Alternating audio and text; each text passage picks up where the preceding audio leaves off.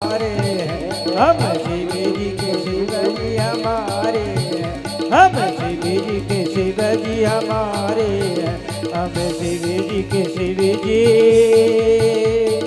हमारे हैं। बोलिए काशी विश्वनाथ भगवान की जय, बोलिए शंकर भगवान की जय, बोलिए नमः पार्वती पदये हर हर हर महादेव। और जब पार्थिव लिंग का जब महात्मा सूत जी ने सुनाया सौनक जी को, कहा कि पार्थिव लिंग की एक तो सबसे अच्छी बात यह है कि इसको स्त्री और पुरुष दोनों ही कर सकते हैं, दोनों का इसमें अधिकार है। और कहते हैं कि जो अपने जीवन में 1.25 करोड़ पार्थिव लिंग का जो पूजन कर लेता है, जो अपने जीवन में 1.25 करोड़ बार शिव जी का अभिषेक पार्थिव का करता है, उसके लिए कहते हैं कि वो उस पुरुष की शिव से भक्ति दृढ़ होकर वो स्वयं शिवमय हो जाता है, शिव स्वरूप हो जाता है, जो 1 करोड़ शिवलिंगों का अभिषेक कर लेता है। और सूत जी ने कहा कि आप सभी तपस्या के धनी हैं और आपने यह बड़ी सुंदर जगत कल्याण के लिए जो प्रश्न किया था, किंतु उसका उत्तर तो केवल भगवान महादेव ही जानते हैं, दूसरा कोई नहीं जानता। फिर भी शिव जी की कृपा से इसका यथाशक्ति कहते हुए भगवान शिव हमारी और आप लोगों की रक्षा सब प्रकार से करें। फिर सौनक जी ने कहा, जैसे ओम जो मंत्र है सज्जनों, ओम इसको प्रणव कहते हैं।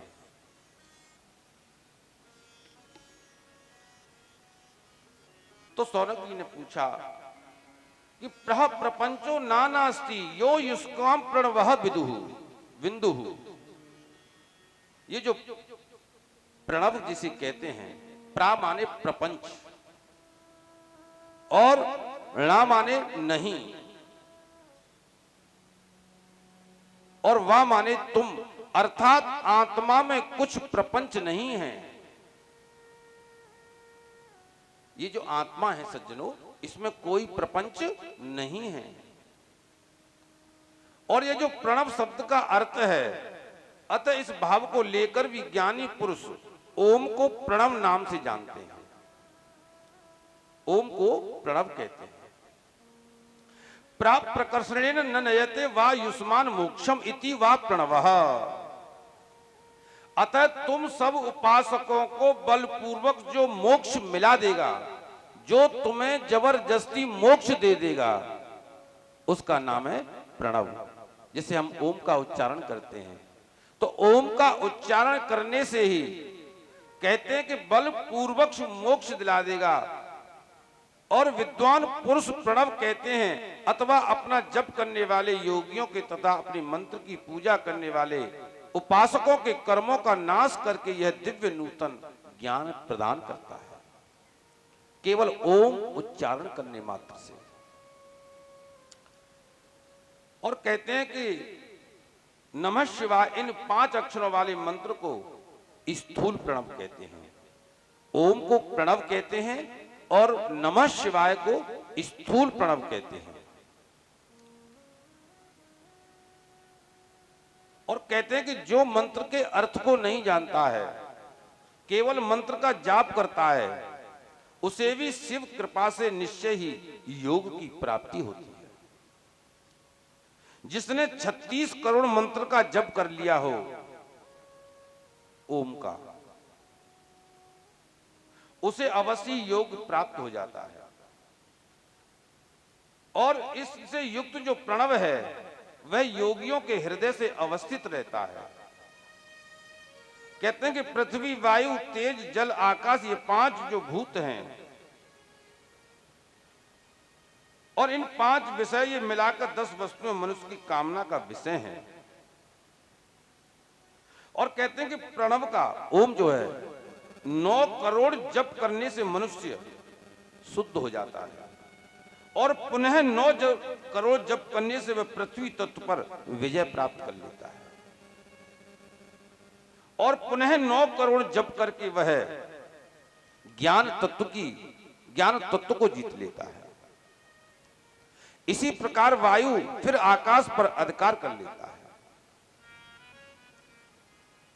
एक बार सज्जनों, जब वृंदावन में जब ध्रुव जी महाराज जब तपस्या करने आए, ध्रुव जी, तो उनकी 5 वर्ष की आयु थी और उन्होंने, ध्रुव जी महाराज ने यमुना के किनारे 6 महीने तक तप किया।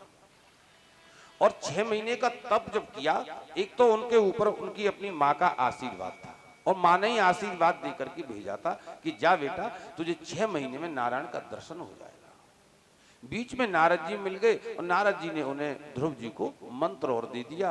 बोले बेटा, बिना मंत्र की साधना सफल नहीं होती है। तो नारद जी ने मंत्र भी दे दिया और आशीर्वाद भी दिया कि जाओ ध्रुव, तुम्हें 6 महीने के अंदर नारायण का दर्शन हो जाएगा। और 6 महीने के अंदर जब ध्रुव जी को नारायण का जब दर्शन हो गया और जब नारायण की जब उन्हें प्राप्ति हो गई, तो जितने ऋषि थे, जितने देवता थे, सब भगवान से जाकर के लड़ने लगे।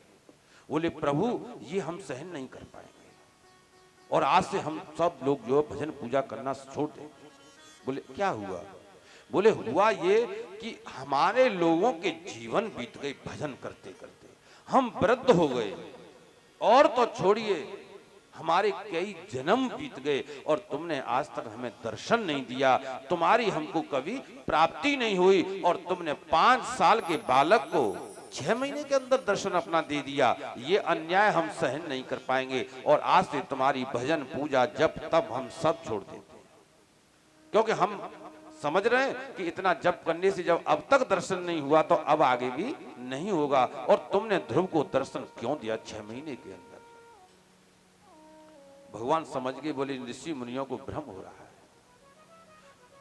तो उस समय तो भगवान ने जवाब नहीं दिया, बोले मैं समय आने पर तुम्हें उत्तर जरूर दूंगा इसका। तो एक दिन सब ऋषि मुनि समुद्र के किनारे बैठे थे और भगवान का भजन करना छोड़ दिया। बोले ये भगवान तो अन्याय करते हैं। तो भगवान पहुंचे, बोले क्या बात है? बोले प्रभु, हमें पहले इसका उत्तर दो, तुमने 6 महीने में ध्रुव को दर्शन कैसे दिए? तब कहा ठीक है, आओ मैं तुम्हें दिखाता हूं। और भगवान ने सभी संतों को अपने साथ नाव में बिठा दिया और नाव में बिठा करके समुद्र में जब नाव चलने लगी, तो जब कुछ दूर पर जब नाव पहुंची तो एक बहुत बड़ा पहाड़ दिखाई दिया जो सफेद रंग का था। और फिर दूसरा पहाड़ दिखाई दिया, वो भी श्वेत कलर का था। फिर तीसरा पहाड़ दिखाई दिया, वो भी सफेद था और बड़े बड़े विशाल पहाड़ थे, ऐसा लग रहा था जैसे बर्फ जमी हुई है। भगवान कहने लगे संतों से, देखो ये पहाड़ दिख रहे हैं तुमको? बोले हाँ प्रभु दिख रहे हैं। बोले तुमको पता है ये क्या है ये पहाड़ों में? बोले नहीं प्रभु, आप बताओ क्या है ये? बोले ये जो पहाड़ तुमको दिख रहे हैं सफेद सफेद, ये कोई पहाड़ नहीं है। बोले फिर? बोले ये ध्रुव जी महाराज की हड्डियां हैं और ये हड्डियों से ये तुम पता करो, ये जो ध्रुव जी को अब मेरा 6 महीने के अंदर जो दर्शन हुआ है, ये 6 महीने की तपस्या से दर्शन नहीं हुआ। ध्रुव जी के इतने जन्म बीत गए तप करते करते उनकी ये हड्डियां हैं और इन हड्डियों से तुम पता लगाओ कि कितने जन्म इनके बीत गए होंगे। और पहले इतने जन्म जब बीत गए तपस्या करते करते, तब आकर के ध्रुव जी को ये 6 महीने में दर्शन दिया है। तो ये दर्शन जो होता है, ये भगवान की जो प्राप्ति होती है, ये जो सुख दुख की प्राप्ति होती है सज्जनों, आप इसे कभी इस जन्म से मत समझना। ये जो हमें सुख दुख मिल रहा है, ये केवल इस जन्म के फल नहीं है। सुख भी और दुख भी ये पूर्व जन्म से मिल रहा है और अब हम जो करेंगे इसका हमें अगली बार प्राप्त होगा। इसलिए कहते हैं सज्जनों कि आज अगर हमें तुम्हें ये लगता है कि हम सुखी हैं, तो समझ लेना ये पुण्यों का फल है और ज्यादा पुण्य हमको करने चाहिए कि आगे भी हम सुखी रह सकें। जैसे हम कोई सुखी होते हैं तो आगे की व्यवस्था करते हैं कि नहीं, कि अब तो सुखी हैं आगे भी हम रहें, तो उसके लिए सत्कर्म करने चाहिए। बोलिए शंकर भगवान की जय हो।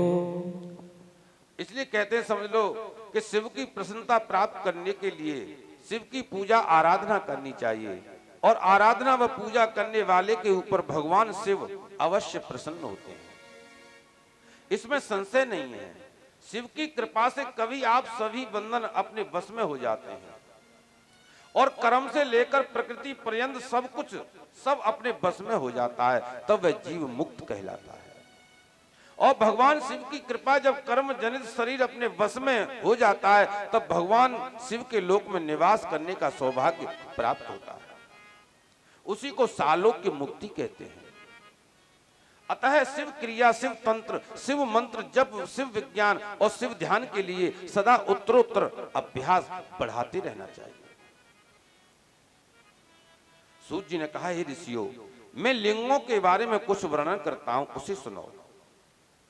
कहते हैं कि स्वयंभू लिंग जो स्वयं प्रकट होता है, और दूसरा बिंदु लिंग, प्रतिष्ठा किए लिंग, चर लिंग, गुरु लिंग, ये सब लिंग अनेक भेद हैं।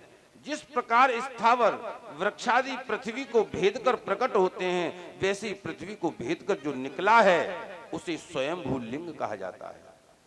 ऐसे लिंग स्वयं प्रकट होने के कारण स्वयंभू लिंग कहे जाते हैं, और उस लिंग की पूजा करने से स्वयं ज्ञान की वृद्धि होती है।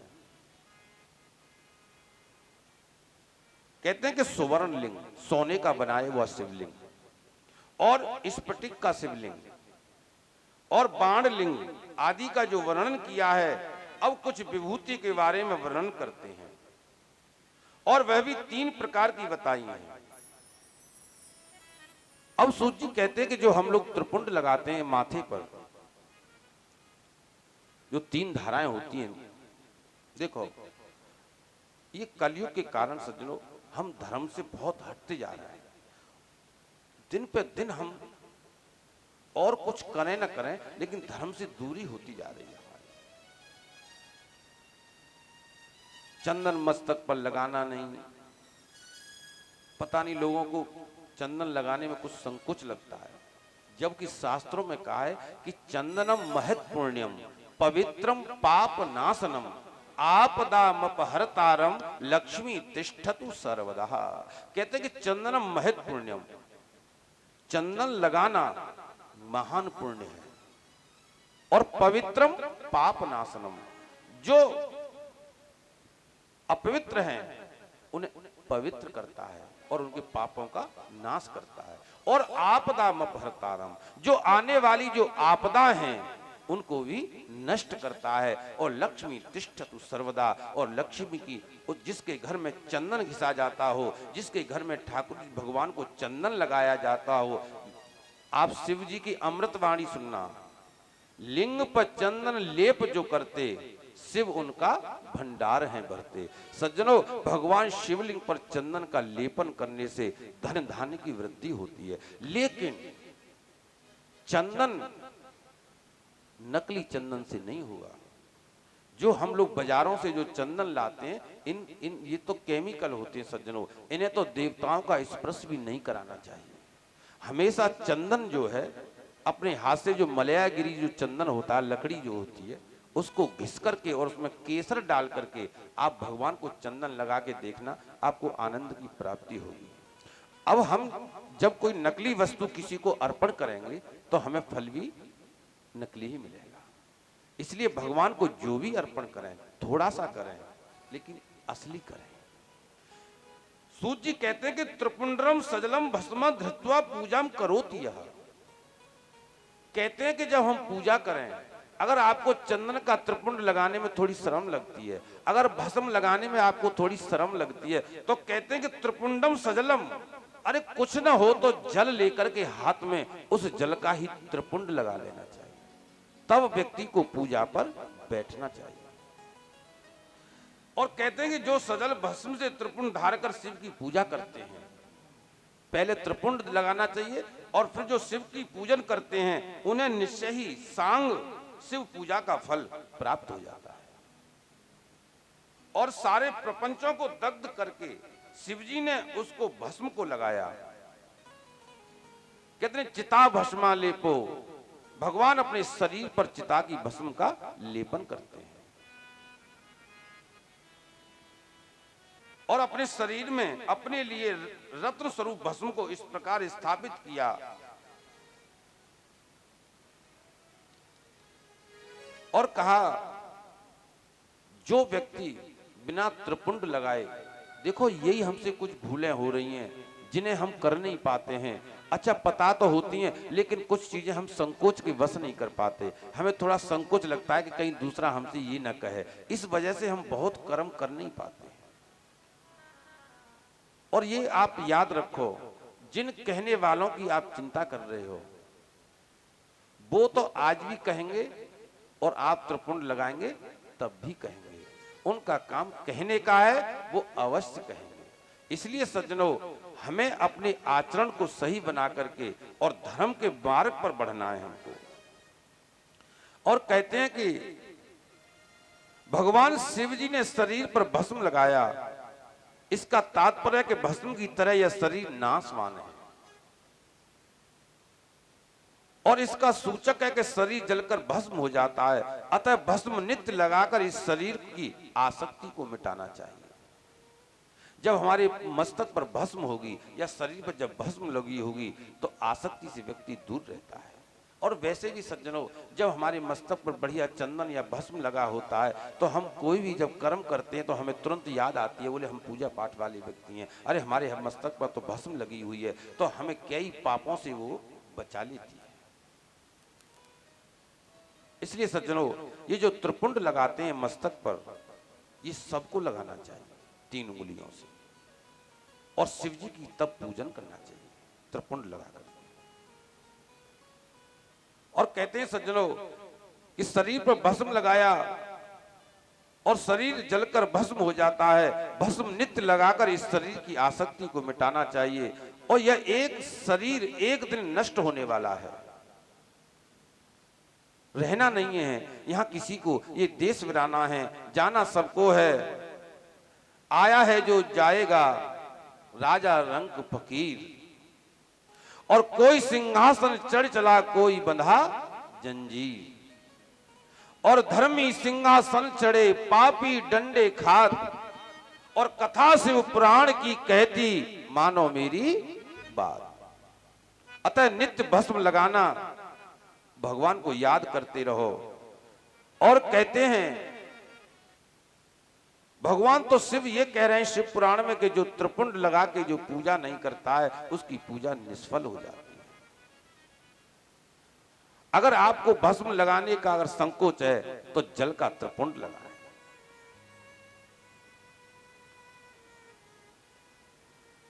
मस्तक सूना करके कभी पूजा नहीं करनी चाहिए। मस्तक पर चंदन या भस्म जरूर होनी चाहिए। और कहते हैं कि गुरु पूजैव पूजा स्वच्छ वश्य परमात्मनः।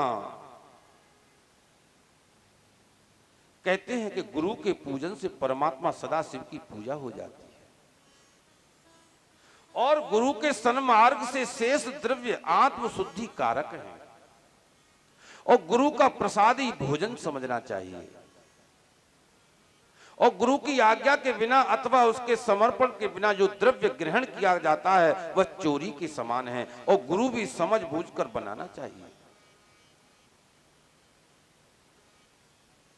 और आगे कहते हैं कि शिष्य के अज्ञान को दूर करना ये गुरु का परम कर्तव्य होना चाहिए। अतः अज्ञान दूर करने वाले गुरु को भी विशेष ज्ञान होना चाहिए। हे ऋषियों, सूत जी कहते हैं, हे ऋषियों, निष्काम कर्म करने से अज्ञान का निवारण हो जाने के कारण जो शिव भक्त पुरुष उसके यथोक्त फल को पा जाता है,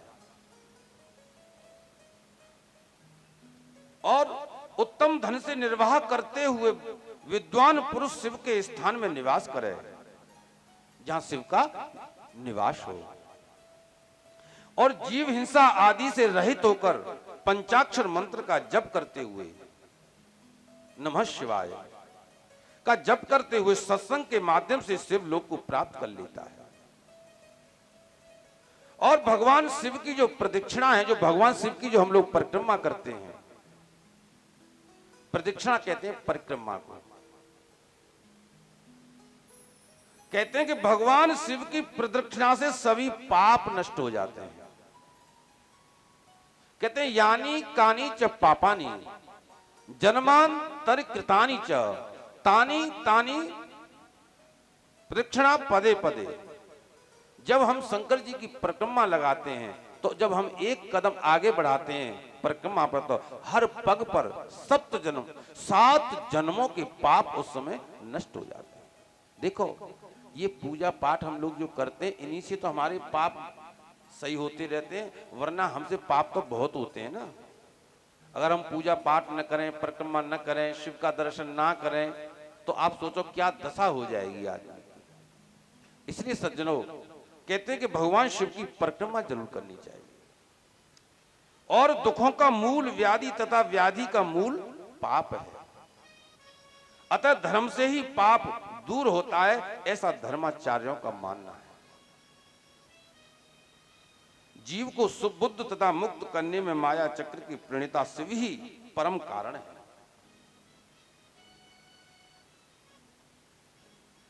और कहते हैं सज्जनों, अब कहते हैं कि सूत जी महाराज, मैं आप लोगों की भक्ति तथा आदर से प्रसन्न होकर शिव जी के पार्थिव पूजन की महिमा वर्णन करता हूं कि पार्थिव के पूजन की महिमा क्या है। विधि तो मैंने अभी आपको बताई, अब यहाँ सूत जी महाराज महिमा बताना चाहते हैं कि जो कल से यहाँ जो पार्थिव शिवलिंग पूजन होगा उसकी महिमा क्या है। तो सज्जनों सूत जी महाराज कहते हैं, सूत जी कहते हैं कि सभी लिंगों में, कहते हैं कि शिव पार्थिव लिंग से महिमा प्रयोच्यते मया। कहते हैं कि सभी लिंगों में पार्थिव लिंग जो है वो सर्वश्रेष्ठ है।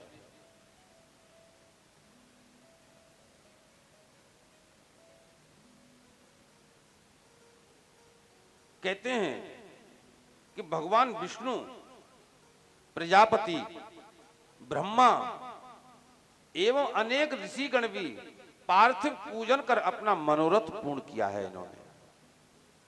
और यहां तक कि देवता, असुर, मनुष्य, गंधर्व और राक्षस आदि भी पार्थिव पूजन के प्रभाव से सिद्धि को प्राप्त हुए हैं।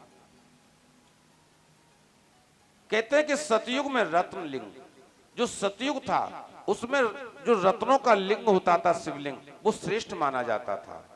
और त्रेता युग में सोने का लिंग, सुवर्ण का, और द्वापर में पारे का शिवलिंग, और कलयुग में पार्थिव लिंग श्रेष्ठ माना है जो मिट्टी का शिवलिंग होता है। और इस पार्थिव लिंग को स्वयं अपने द्वारा निर्मित कर पूजा की जाती है और इसके पूजन से महान फल की प्राप्ति होती है। यही पार्थिव लिंग सज्जनों जो रामेश्वरम में है, भगवान श्री राम जब लंका में जब युद्ध करने के लिए जा रहे थे तो उन्होंने लंका के पर पार्थिव लिंग भगवान शिव की स्थापना की थी और भगवान शिव का रुद्रा अभिषेक किया था, तब उन्होंने लंका पर विजय प्राप्त की थी। आज जो रामेश्वरम है ये वही रामेश्वरम है जो भगवान श्री राम ने अपने हाथ से बालू के बना करके शिवलिंग की स्थापना की थी। इस पार्थिव लिंग को अपने द्वारा पूजा की जाती है, इसके पूजन से महान फल की प्राप्ति होती है जो पार्थिव पूजन है। जिस प्रकार सभी देवताओं में भगवान महेश्वर सदाशिव श्रेष्ठ और ज्येष्ठ हैं, उसी प्रकार सभी लिंगों में पार्थिव लिंग सर्वश्रेष्ठ है। कथा से पहले जब हमने इसका अध्ययन किया तो हमें लगा कि कथा से प्राण की हो तो सभी लोगों का पार्थिव पूजन भी साथ होना चाहिए, इसलिए हमने पार्थिव पूजन का विधान रखा है। मैं आपको पुनः कहूंगा कि कल से सभी लोग पार्थिव पूजन आकर के यहाँ अवश्य करें। अपनी अलग शिवलिंग ले लें, अपनी अलग परात लेके बैठे। ये ब्राह्मण लोग मंत्र बोलेंगे, ये आपको बताते रहेंगे कि अब भगवान को क्या चढ़ाना है और उसी हिसाब से अपने सामान लेकर के यहाँ बैठें। और हाँ, पार्थिव लिंग का जो अभिषेक होता है, वैसे तो आप भोग में कुछ भी लगा सकते हैं, लेकिन भगवान शिव जो पार्थिव लिंग है इनको अपने हाथ से बनाए हुए चावल का भोग बहुत श्रेष्ठ माना है। अपने हाथ से बनाए हुए, स्वयं खड़े होकर के, ये नहीं कि किसी से बनवा लीजिए, स्वयं थोड़े से बनाइए और भगवान शंकर को भोग लगाइए। कहते हैं कि जैसे सब लिंगों में पार्थिव लिंग सर्वश्रेष्ठ है, जिस प्रकार सभी नदियों में जैसे गंगा श्रेष्ठ है, उसी प्रकार सभी लिंगों में पार्थिव सर्वश्रेष्ठ है। जैसे वर्णों में ब्राह्मण तथा पुरियों में काशी श्रेष्ठ है, उसी प्रकार सभी लिंगों में पार्थिव लिंग श्रेष्ठ है। पार्थिव पूजन के बाद अन्य देवताओं की पूजा अनिवार्य नहीं है, फिर किसी पूजा करने की आवश्यकता जरूरी नहीं है। और पार्थिव का पूजन व आराधना तथा आयु को बढ़ाने वाला है। जो शुद्ध वेदी पर, वेदी कहते हैं चौकी पर, जो शुद्ध वेदी पर पार्थिव लिंग बनाकर जो पूजन करता है, वह इस लोक में धनवान श्रीमान होकर अंत में शिव लोक को प्राप्त करता है। जो पार्थिव बनाकर नित्य सकाम भावना से पूजन करता है, वह सुख पूर्व अनंत काल तक शिवलोक में वास करता है। कहते हैं कि निष्कामः पूजये नित्यम पार्थिव लिंग मुत्तमः। जो कामना रहित, जिसकी कोई कामना न हो, जिसकी कोई इच्छा न हो, अर्थात निष्काम भाव से जो पार्थिव लिंग का जो पूजन करता है, वह सदा सायुज प्राप्त कर शिवलोक में वास करता है। वैसे आज के समय में तो सब लोग जो पूजा करते हैं, निष्काम तो कोई करता ही नहीं, सब सकाम ही करते हैं। कोई ना कोई कामना हमारे हृदय में अवश्य होती है। वैसे सज्जनों, पूजा जो है वो निष्काम जो होती है वो सर्वश्रेष्ठ होती है, बिना किसी कामना के, बिना किसी इच्छा के। एक संत थे, वो कहते थे कि सकाम भक्ति करने से भक्त जो है टोटे में रह जाता है, और निष्काम अगर वो भक्ति करता है, जैसे सकाम भक्ति का अर्थ ही है सज्जनों कि आप भगवान का पूजन करते हैं और आप कोई एक वस्तु चाहते हैं कि प्रभु हमारी ये इच्छा पूरी हो जाए, तो सकाम भक्ति में केवल भगवान तुम्हारी उसी इच्छा को पूरी करेंगे। लेकिन अगर व्यक्ति निष्काम भक्ति करता है, तो निष्काम भक्ति का अर्थ है कि भगवान हमारे मन की इच्छाओं को जानते हैं और जो जो इच्छाएं होती हैं भगवान फिर उन सबको पूर्ण करते हैं। इसलिए भक्ति हमेशा निष्काम करनी चाहिए, किसी कामना से भक्ति नहीं करनी चाहिए। और कहते हैं कि निष्काम भक्ति से पार्थिव लिंग का पूजन करता है, वह सदा सायुज प्राप्त कर शिवलोक को प्राप्त करता है। ऐसे समय में सकाम जो पूजा करते हैं उन्हें भगवान की कहते हैं कि एवं अखंड शिवलिंग का निर्माण करे, अथवा लिंगों को अखंड तथा चार लिंग को द्विखंड कहते हैं। इस प्रकार से शिवलिंग का स्वयं निर्माण करे। कहते हैं कि ब्राह्मण के लिए श्वेत रंग का शिवलिंग, और क्षत्रियों के लिए लाल रंग का, और वैश्य के लिए पीला, और शूद्र के लिए काली मिट्टी से पार्थिव लिंग बनाने का विधान है।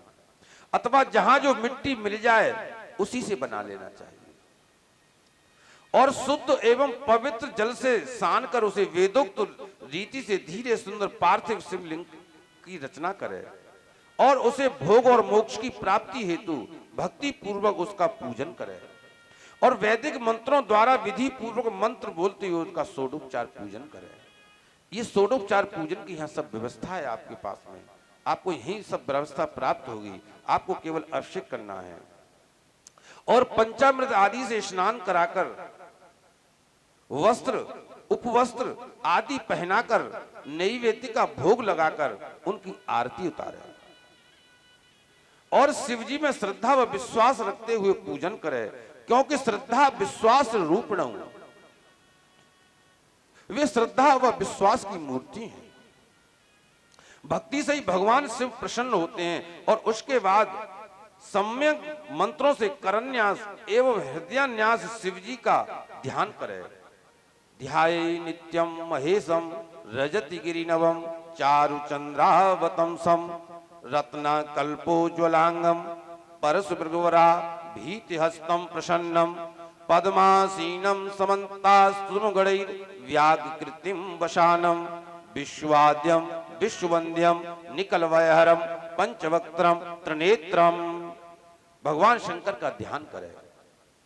और कैसा? ध्याय नित्यम महेशम रजत, रजत कहते हैं चांदी को। कहते हैं कि भगवान चांदी के पर्वत के समान श्वेत शुभ्र वर्ण के हैं, श्वेत वर्ण के हैं। और चंद्रमा उनके मस्तक पर धारण रहता